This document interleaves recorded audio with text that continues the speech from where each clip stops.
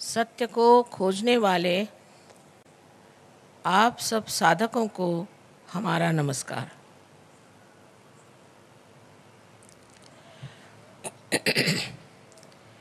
हम जब सत्य की बात कहते हैं तो ये पहले ही जान लेना चाहिए कि सत्य अपनी जगह अटल और अटूट है। उसे हम बदल नहीं सकते, उसे हम अपने दिमाग से परिवर्तित नहीं कर सकते और उसके बारे में हम कल्पना भी नहीं कर सकते। सबसे तो दुख की बात यह है कि इस मानव चेतना में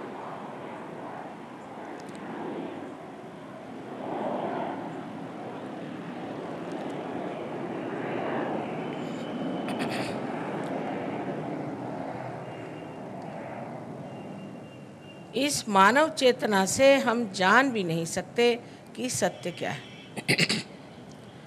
हम लोगों को ये सोचना चाहिए कि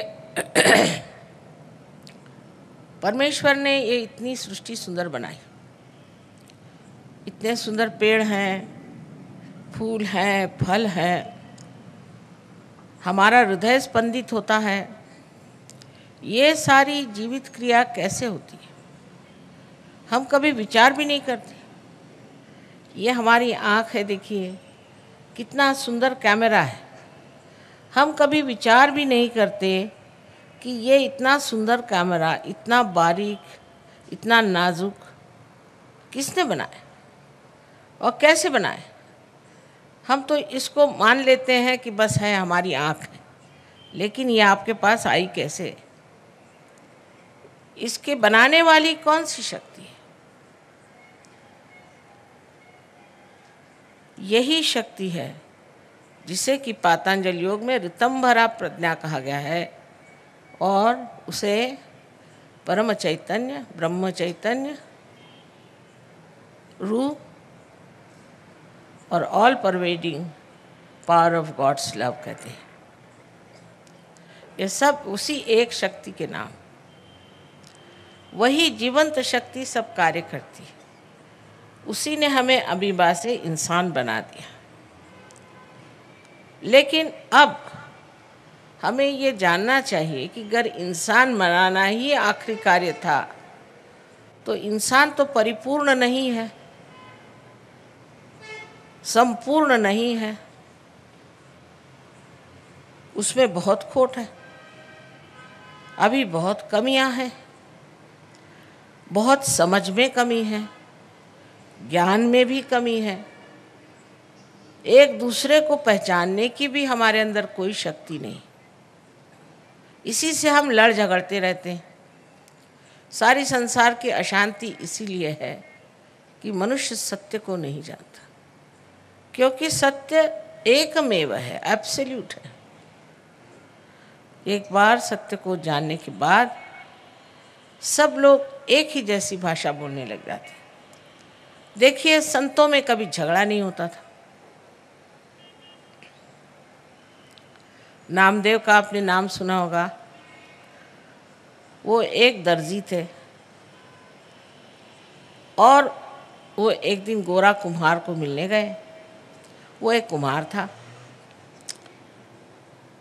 और अपने पैर से वो मिट्टी रौंद रहा था।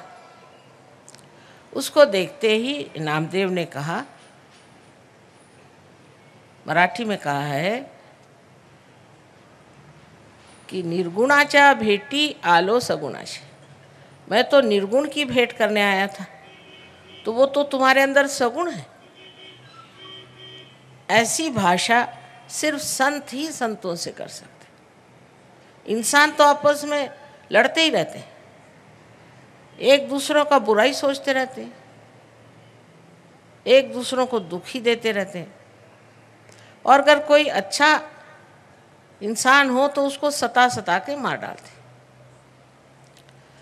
सो ये जो हमारे अंदर एक बड़ी भारी न्यूनता है, खोट है, वो क्यों है? अगर परमात्मा एक है और उन्होंने सबको इंसान बनाया है तो ये बात क्यों है? इसका कारण है परमात्मा ने हमें पूरी स्वतंत्रता दे दी कि तुम्हें जो करना है करो, चाहे तुम बुरे कर्म करो और चाहे अच्छे कर्म करो। उसके फल भोगो और उससे तुम समझ जाओगे कि अच्छा क्या है और बुरा क्या है। कोई आदमी कहेगा कि इसमें क्या बुरा है कि आप किसी का खून करो, फिर आप जेल में जाओ। कोई कहेगा शराब के पीने में क्या बुराई है, फिर आप बीमार हो जाओ। कोई सा भी गलत काम करने से उसका परिणाम यहीं पे भोगना पड़ जाता है, और अगर यहाँ नहीं भोगना पड़ा तो रात्रि में निद्रा भी नहीं आती। मनुष्य मचलता ही रहेगा जब वो गलत काम करेगा। किसी को दुष्ट वचन कहने से ही मनुष्य का जी अंदर से खराब जाता है कि मैंने क्यों कहा। इसका मतलब है कि परमात्मा ने उसके अंदर सत विवेक बुद्धि दे दी है कि वो समझ ले कि बुरा काम है, तो भी वो बुरा काम करता है। बहुत से लोग ऐसे हैं, कहते माँ हम छोड़ना चाहते हैं ड्रग्स, लेकिन हमसे छूटता नहीं, क्योंकि वो समर्थ नहीं है, उनमें वो शक्ति नहीं है कि जो बुरी चीज़ है उसे हम छोड़ दें। ये जो हमारे अंदर एक दोष है कि हमारे अंदर शक्ति ही नहीं है कि जो हम चाहते हैं, जिसे हम आदर्श समझते हैं, वो हम कर नहीं पाते। उसका कारण ये है कि अभी हमें थोड़ा सा और परिवर्तित हो करके आत्मा स्वरूप होना चाहिए, क्योंकि आत्मा जो है वही शुद्ध है। आत्मा जो है वही सर्वव्यापी है, और आत्मा जो है वही सारा ज्ञान का सागर है।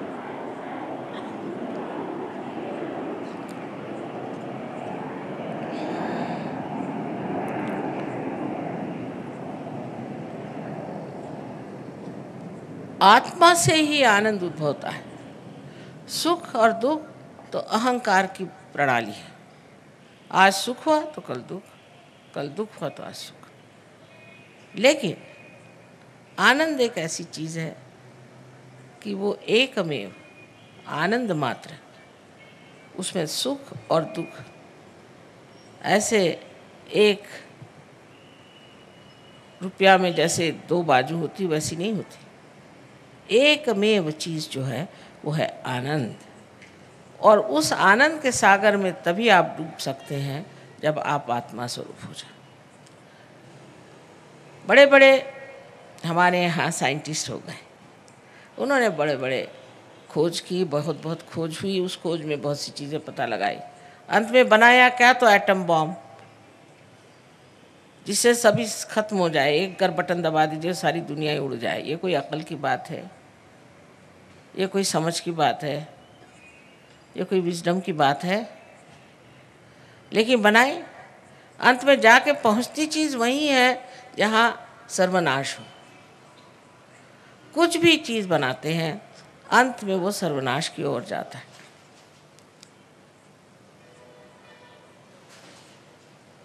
लेकिन जब आप आत्मा स्वरूप हो जाते हैं तो आप में सामूहिकता आ जाती है।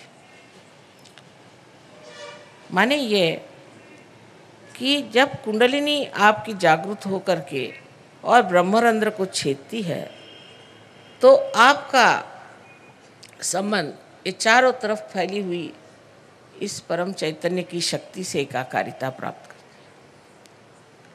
है। इस कुंडलिनी में जैसे इस यंत्र में ये एक कनेक्शन है, इसको लगाए बगैर ये यंत्र पूरी तरह से चल नहीं सकता।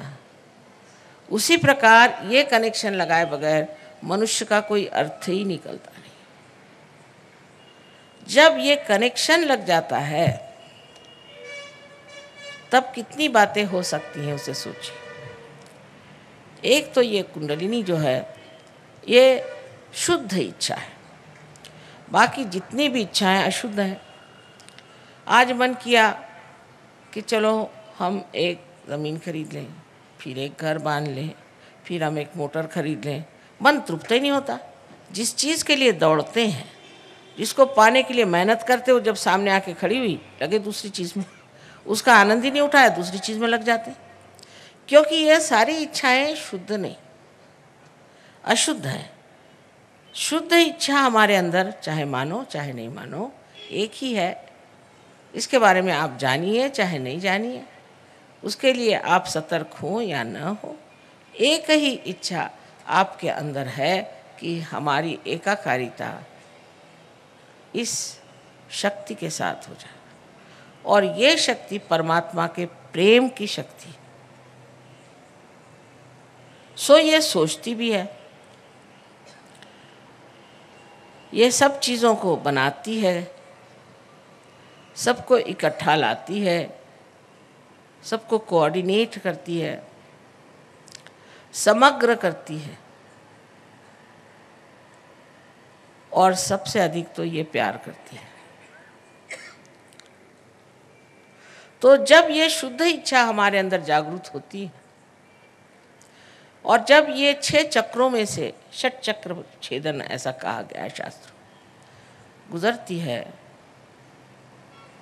और ब्रह्मरंध्र को भेद देती है, तो कितने कार्य हो जाते हैं एक साथ, वो आश्चर्यजनक है।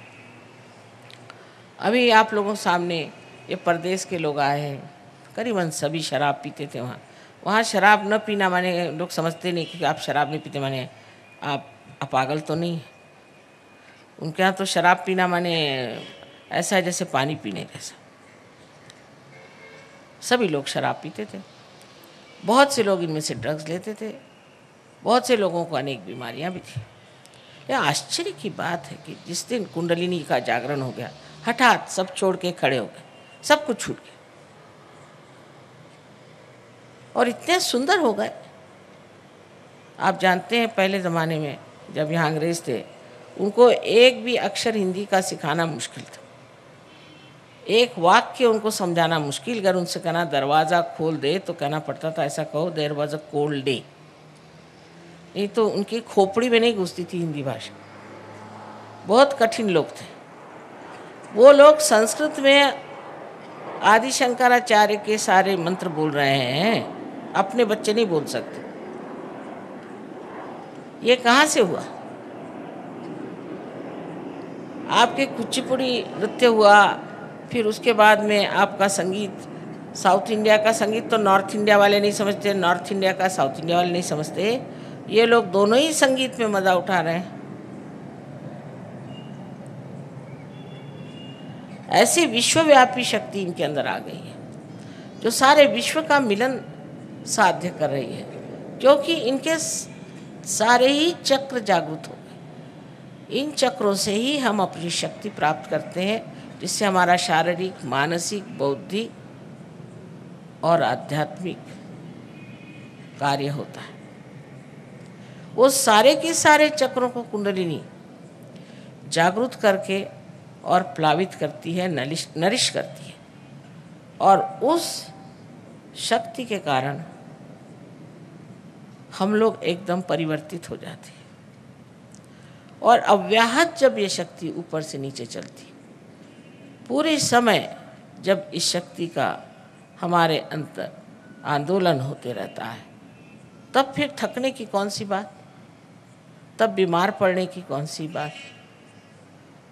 क्योंकि जब यही चक्र जो है मूलतः, यही चक्र अगर हमारे शारीरिक, मानसिक, बौद्धिक और आध्यात्मिक उन्नति करते हैं, और अगर यही चक्र पूरी तरह से प्लावित हो जाए, तो हमारे आगे प्रश्न क्या रहेगा? फिर प्रश्न हो जाता है कि औरों को कैसे ऐसा किया जाए।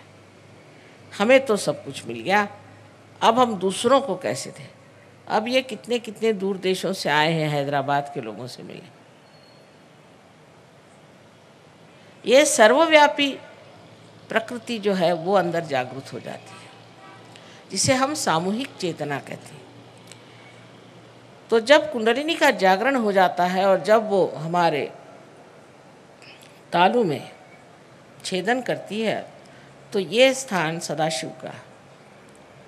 लेकिन उसका प्रतिबिंब हमारे हृदय में, आत्मा स्वरूप हृदय में, क्योंकि ये सदाशिव के चरण, जिसे कि हम गॉड ऑलमाइटी कह सकते हैं, ये कुंडलिनी छू लेती है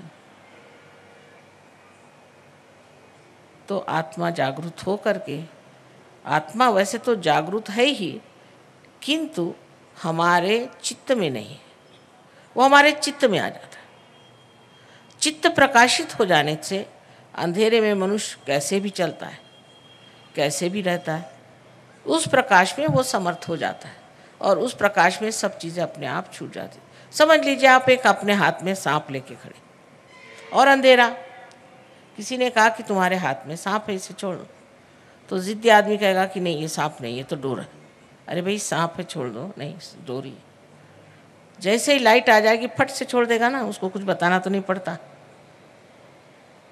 ऐसे ही ये जितनी हमारे शत्रु हैं ये ऐसे भाग जाते, उनका अंत ही हो जाता है। अब सब लोग ये कहते हैं कि माँ ये कुंडलिनी का जागरण तो बड़ा कठिन होता था।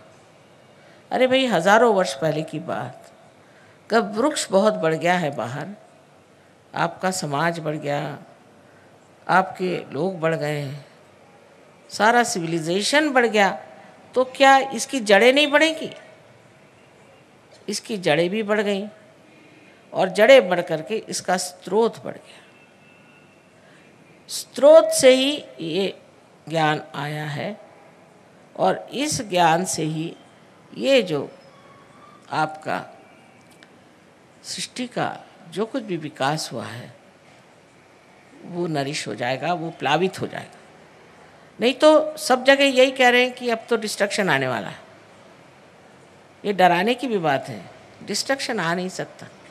जिस परमात्मा ने इस सृष्टि को बनाया है वो इसको कभी भी नष्ट नहीं होने देगा, कितना भी इंसान मूर्खता करे। इसीलिए सहज का प्रादुर्भाव जो हुआ है वो ये है कि इसके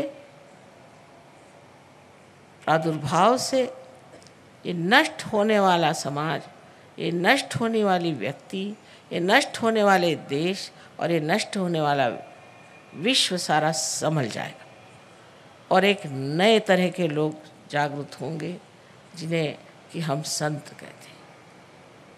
पर संत का मतलब ये नहीं कि आप घर द्वार छोड़ के भाग जाओ, अपनी जिम्मेदारियां छोड़ के भाग जाओ, अपने बाल बच्चों को छोड़ के भाग जाओ, कुछ भागने की ज़रूरत नहीं।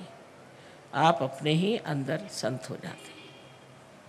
अब डॉक्टर साहब ने बता ही दिया कि तंदुरुस्ती ठीक हो जाती है, तबीयत ठीक हो जाती है, पर तबीयत ठीक होना ही सब कुछ नहीं है।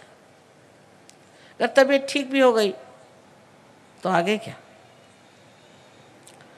शांति तो नहीं मिली, आशीर्वाद तो नहीं मिला। ये सारी ही चीज़ें संपूर्णतः टोटलिटी में आपको मिल जाती है और आप इसके अधिकारी हैं। ये सोचना कि इतनी कठिन बात इतनी सरल कैसे। मैं एक मिसाल के तौर पे बताती हूँ कि घर समझ लीजिए एक टेलीविज़न का आप सेट ले जाएं किसी गांव में जिन्होंने कभी बिजली भी नहीं देखी और उनसे कहें कि साहब इसके अंदर सारे दुनिया के चित्र आएंगे, तो लोग कहेंगे क्यों बेकार बातें करते, डब्बे में कहाँ से आएंगे ऐसे सबके चित्र। लेकिन जब उसको मेंस में आप लगा देंगे तो वो कितना अभिनव है, कितना सुंदर है, कितना गौरवपूर्ण है, ये दिखाई देगा कि नहीं। इसी प्रकार आप भी इंसान जो बने हैं बिल्कुल उच्चतर स्थिति में है, उत्तम स्थिति में। अब बस थोड़ा सा ही प्रवास और है जहाँ पर कि आपका कुंडलिनी का जागरण करना है और आपको वो स्थिति देनी है जिसे हम कहते हैं कि आत्मबोध। आत्मा का बोध होते ही न कि आप अपने ही बारे में जानते हैं पर दूसरों के बारे में भी जान जाते हैं। सबसे पहले आपके अंदर ऐसा लगेगा जैसे ठंडी ठंडी हवा आ रही हाथ में, और सर में से भी लगेगा ठंडी हवा आ रही, तालू में से।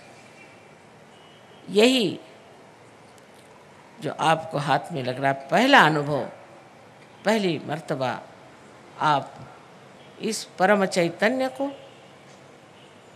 जान रहे हैं, महसूस कर रहे हैं। उसका आपको ज्ञान हो रहा है। इससे पहले आपने इसे जाना नहीं था।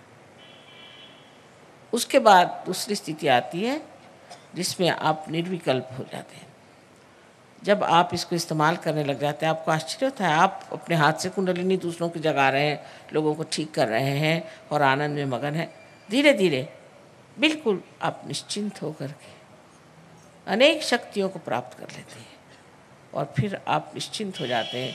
आप में कोई विकल्प नहीं रह जाता, कोई शंका नहीं रह जाती, आप निर्विकल्प में उतर जाते हैं बहुत आसानी से। और उसके बाद आप लोगों को देने लगते हैं। पहले जब तक दीप में प्रकाश नहीं होता उसे जलाया जाता है, और जब दीप में प्रकाश आ जाता है तो फिर वो सबको प्रकाश देता है। एक दीप से अनेक दीप जल सकते हैं। इसी प्रकार सहयोग बहुत ज़ोरों में फैल रहा है। पता नहीं इन लोगों ने बताया कि नहीं कि रशिया जैसी जगह जहाँ उन्होंने परमात्मा का नाम भी नहीं सुना हुआ, वहाँ पर एक एक प्रोग्राम में 16-16 हज़ार लोग आते हैं और एक एक गांव में कहीं कहीं 22,000 लोग सहयोगी हैं पक्के पहुँचे। सो ये देश अपना जो संतों की भूमि, जो योग भूमि है, जहाँ पर लोग इतना धर्म का कार्य कर गए, ये लोग तो सोचते हैं आप लोग महाभाग जो ऐसी महान देश में आप पैदा हुए, लेकिन हम जानते नहीं कि हमारे क्या भाग्य हैं। एक दिन ऐसा आएगा कि इस आध्यात्मिक शक्ति के बल पर सारा संसार आपके चरणों में आ सकता है, लेकिन पहले अपनी शक्ति को समझिए। जब तक आपने शक्ति को समझा नहीं, तब तक आपकी कोई विशेषता नहीं। बेकार चीज़ों में उन लोगों से आपको कुछ भी कंपटीशन करने की ज़रूरत नहीं, कोई सी भी प्रतियोगिता की ज़रूरत नहीं है। सिर्फ आप अपनी आध्यात्मिक शक्ति बढ़ाइए, सारा संसार भारतवर्ष को जानेगा कि बहुत ऊंचा आध्यात्मिक स्तर का एक देश है और सारा संसार यहाँ आपके पास आएगा। आज ही आए हुए इतने लोग, इनको क्या ज़रूरत थी अपने अच्छे अच्छे घर छोड़ करके यहाँ अपने देश में घूम रहे हैं और इनको कुछ महसूस भी नहीं होता। मैंने कहा आपको कोई यहाँ तकलीफ़ तो नहीं होती? नहीं नहीं माँ, यहाँ तो आत्मा में बड़ा ही आराम है। इतना आत्मा का आराम तो हमको अपने देश में नहीं मिलता। यहाँ लोग कितने अच्छे हैं और ये जाना ही नहीं चाहते। अपने देश की महत्ता हमने कभी किसी को बताई नहीं और जतलाया नहीं कि हम लोग क्या हैं। मुझे पूर्ण विश्वास है कि हैदराबाद में, जहाँ पर कि अनेक लोगों का संगम हुआ है, काफ़ी अलग अलग तरह के लोग यहाँ पर हैं और इस सब एक मिला जुला यहाँ का समाज है। इस समाज में दिमाग भी लोगों के खुल जाते हैं। तो आशा है कि यहाँ पर बहुत ज़ोरों में सहयोग प्रस्थापित होगा और एक दिन इस हैदराबाद से ही काफ़ी लोग बाहर जा कर के और सहयोग का प्रचार करेंगे।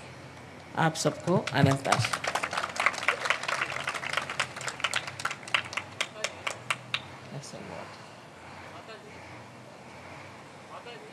इसके ऊपर हम सीरियल क्यों नहीं बना सकते प्रचार के लिए? अरे बेटा, एक बात सुन, सब बनेगा, धीरे धीरे सब बनता है। सीरियल भी बना लेना सबको। अच्छा, वो भी बना लेना तू। लेकिन एक बात है, अब देखो इस हैदराबाद में कितने लोग हैं, उसमें से कितने लोग आए।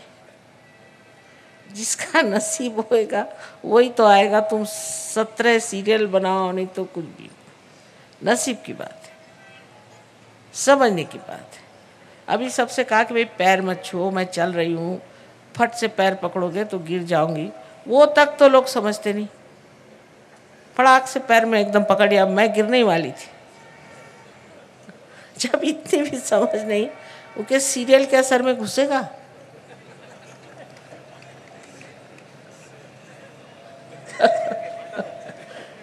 ये मैं ये कह रही हूँ, अब धीरे धीरे जब आप थोड़े जहाँ लोग जागरूक हो जाए, तब आप सीरियल बनाओ तो उसका मज़ा उठा लेंगे लोग, मज़ा उठा लेंगे। लेकिन नहीं तो क्रिटिसिज्म पहले शुरू।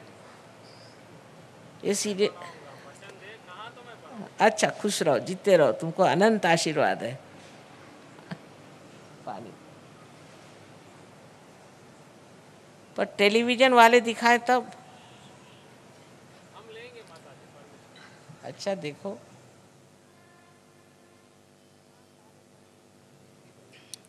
वहाँ सारे प्रदेश में सारे टेलीविज़न पे हमारे भाषण हुए, सिवाय अपने देश में।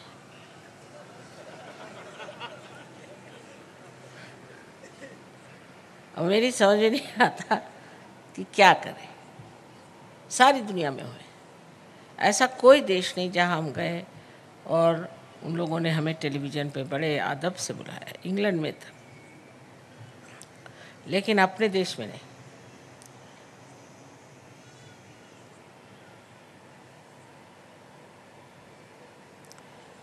तो अब हम लोग, एक बात और भी होती है कि लोगों के मन में बहुत से प्रश्न होते हैं। तो आप लोग जो कुछ आपके प्रश्न हैं उसे आप लिख करके, और कृपया कल आप लेते आइएगा, मैं सबके आपको जवाब दे दूँ।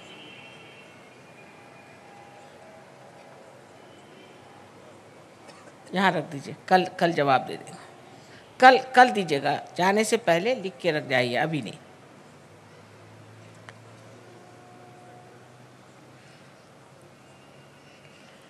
प्रश्नों के बारे में एक बात है कि जो प्रश्न पर्सनल है उनकी बात छोड़िए, पर जो और प्रश्न है कि मैंने ये किताब पढ़ी थी, उसमें से था, वो गुरु ने ऐसा कहा और फलाने में ऐसा लिखा है और ठिकाने में, क्या भाई लिख के चले गए, वो अब नहीं है। अब मैं बैठी हूँ, मुझसे पूछो। जब जिंदा होता है कोई तो उसको कोई नहीं पूछेगा। बाद में उसके मंदिर बनाएंगे, फलाना बनाएंगे, क्योंकि वो अब जिंदा नहीं है ना। और जिंदा जो गुरु बैठा रहेगा वो तो कहेगा कि बेटे तू ये क्या कर रहा है। तो जिंदा को नहीं मानना चाहिए। एक खास प्रिंसिपल है इंसान का कि कोई जिंदा हो तो उसको नहीं मानो मरने के बाद, क्योंकि जिंदा हो सकता है कि वो कहे कि भाई कि ऐसे नहीं करना चाहिए, वैसे नहीं करना चाहिए। उसको जेब में रख सकते हैं, तभी होना चाहिए। अब रही बात सवाल जवाब, सो मैं काफ़ी होशियार हूँ, क्योंकि अब 21 साल से ये धंधा कर रही हूँ।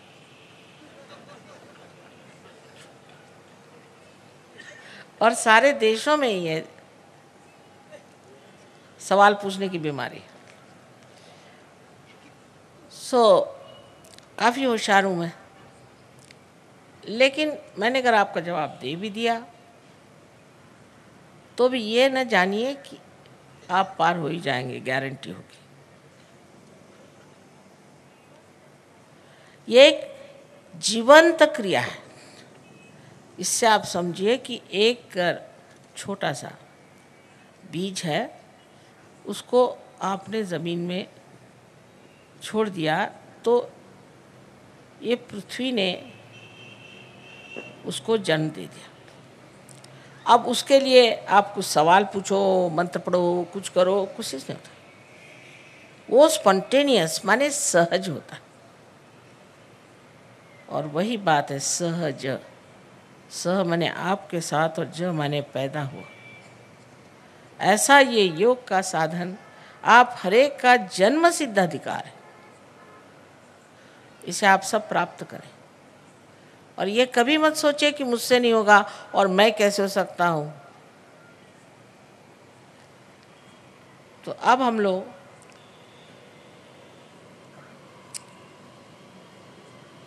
आत्म साक्षात्कार को प्राप्त करें। इसी क्षण। लेकिन शुद्ध इच्छा होनी चाहिए। जिनको शुद्ध इच्छा नहीं है उन पर ज़बरदस्ती नहीं हो सकती, और जिनको आत्म साक्षात्कार नहीं चाहिए हो वो कृपया चले जाएं तो अच्छा है, दूसरों को देखना ठीक बात नहीं। शिष्टता के नाते वो चले जाएं। लेकिन जिनको आत्म साक्षात्कार चाहिए वो बैठें, कोई तकलीफ नहीं होती, कोई परेशानी नहीं होती, कोई भय शंका न रखें। अब इसके लिए आपके ऊपर 3 कंडीशंस हैं। पहला तो ये कि आपको पूरा आत्मविश्वास होना चाहिए कि आपको आत्म साक्षात्कार मिल ही जाएगा।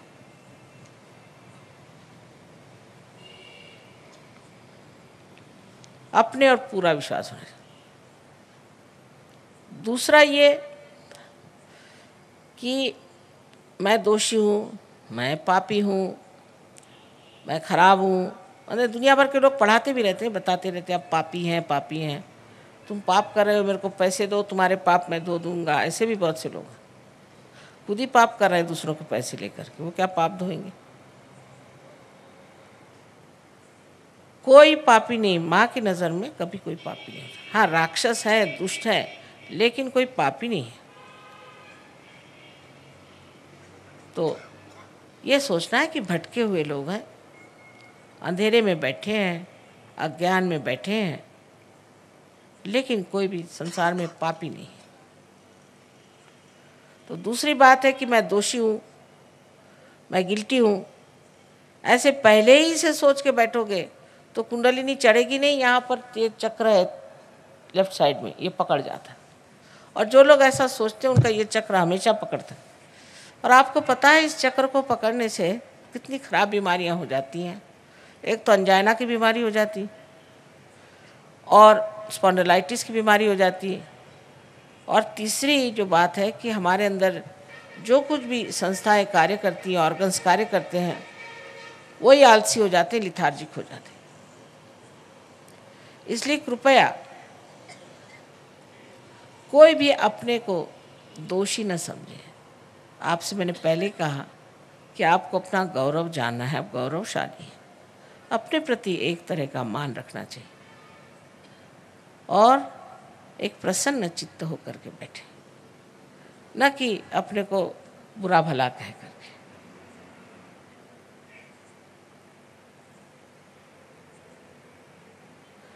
तीसरी जो शर्त है वो ये कि आप